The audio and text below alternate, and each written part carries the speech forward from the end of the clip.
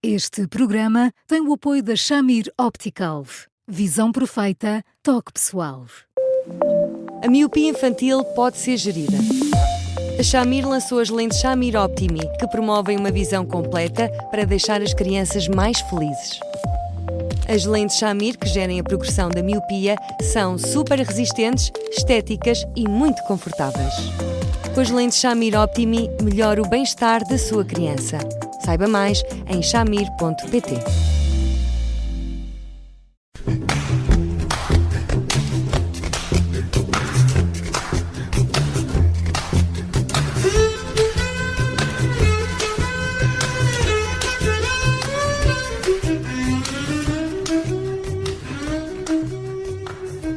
Começa agora mais um Porque Sim Não É Resposta com o psicólogo Eduardo Sá. Hoje, véspera de Sexta-feira Santa, vamos falar da Páscoa, claro.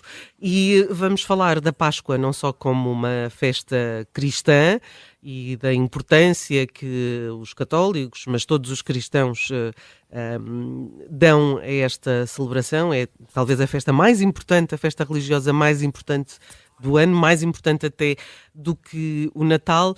Mas para o comum mortal, a Páscoa tem um significado talvez com menos impacto, mas não menor importância. Olá, Eduardo, estou certa? Olá, Judite. Judite, eu acho que está certa, embora devo dizer-lhe que eu acho que nós conversamos pouco acerca da Páscoa e eu perco a conta às pessoas das mais diversas idades que me dizem que sim, celebram a Páscoa, porque ainda por cima há a tolerância de ponta, há uns dias de férias e tudo mais, mas acabam por não lhe dar uma importância por aí além. E eu é curioso até no meio de católicos, porque de facto a Páscoa é tão importante.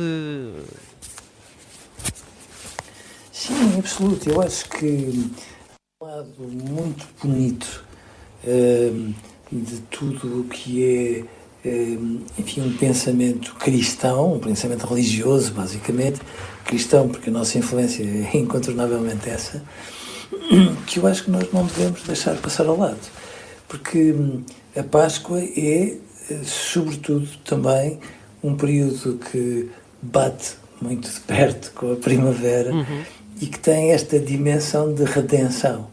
É uma espécie de ressurreição, não só em termos daquilo que acabou por ser o essencial dos textos bíblicos, mas muito em consequência daquilo que pode representar a redenção e a ressurreição para cada um de nós. É como se, no fundo... É um início, é começar de novo, não é? É um começar de novo. E um começar de novo não é necessariamente um começar do zero, é um começar de novo.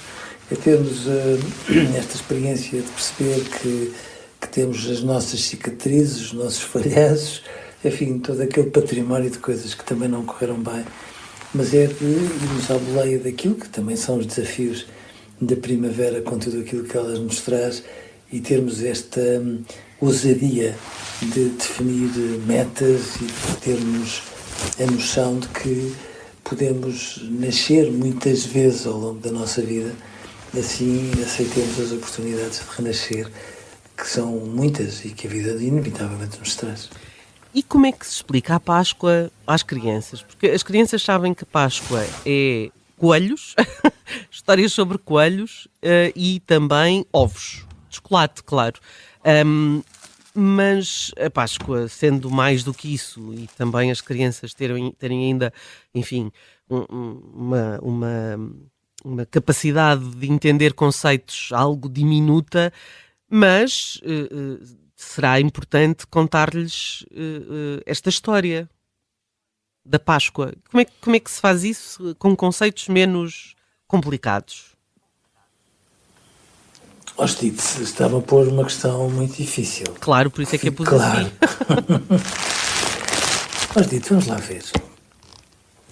Eu acho que eu não tenho a fórmula, nem tenho a aspiração para a ter, como compreende.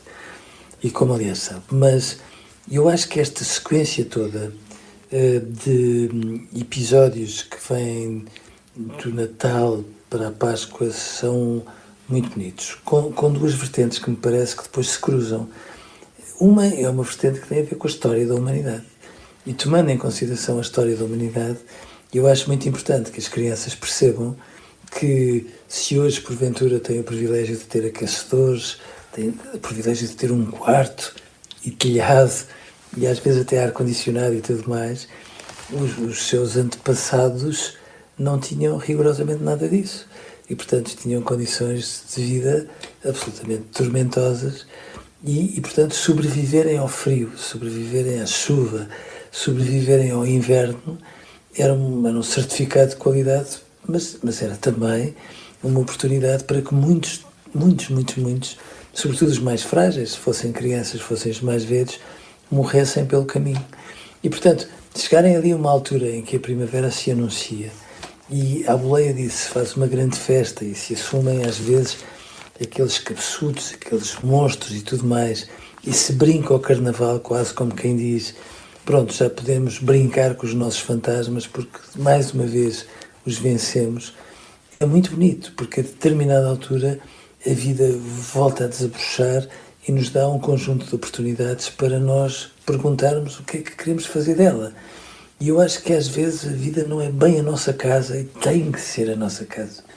Em paralelo a isto tudo, eu acho que esta história do Menino Jesus é uma história que, para além de ter um valor religioso, que depois pode ser suscetível de muitas interpretações, traz-nos uma ponte entre o nascer e o morrer, que é muito importante. Entre o nascer, porque esta ideia de se juntar uma aldeia, uma comunidade, e de repente uma mãe e um pai fazerem tudo o que acham que têm que fazer para que um filho nasça em segurança, e este cortejo de boas-vindas em relação a um bebê que depois faz com que a adoração do menino no presépio seja um pouco aquilo que todos nós secretamente sentimos que foi o que aconteceu quando nascemos. Até a esta ideia da morte, que é, no fundo, a noção de que as pessoas, por mais magníficas e imprescindíveis que sejam na nossa vida, ainda assim morrem, mas quando morrem não deixam de existir, por mais que às vezes só existam dentro de nós, na nossa memória, e por mais que o longe da vista seja perto do coração. E eu acho que quando nós falamos aos nossos filhos desta dimensão simbólica, mas à boleia dela, da importância de nós tratarmos por tu a vida e a morte, porque é a forma de nós depois estarmos prontos para renascer para a vida várias vezes, eu acho que pode ser uma solução, sendo certo que a primavera é um desafio para que nós renasçamos, mas há tantas outras primaveras ao longo da nossa vida que aquilo que é desconcertante é que nós andemos mais distraídos do que devíamos para aquilo que nos dá vida e nos estejamos muitas vezes a desperdiçar e a deixar morrer em suaves prestações. E, portanto, falarmos da Páscoa como qualquer coisa que, no fundo, nos traz esta redenção, quando se tem 5 ou 6, 10 ou 15, 60 ou 70, acaba por ser absolutamente transversal e, feitas as contas, eu acho que todos nós acabamos por perceber. E com este belíssimo programa, desejo-lhe boa Páscoa, que seja uma Páscoa em família e que seja uma Páscoa doce, claro. Eduardo, um grande abraço, obrigada. E também para si e para todos os nossos e para os ouvintes, claro que sim. Um abraço muito grande. Até segunda-feira. Obrigada, até segunda. Até segunda, Steve.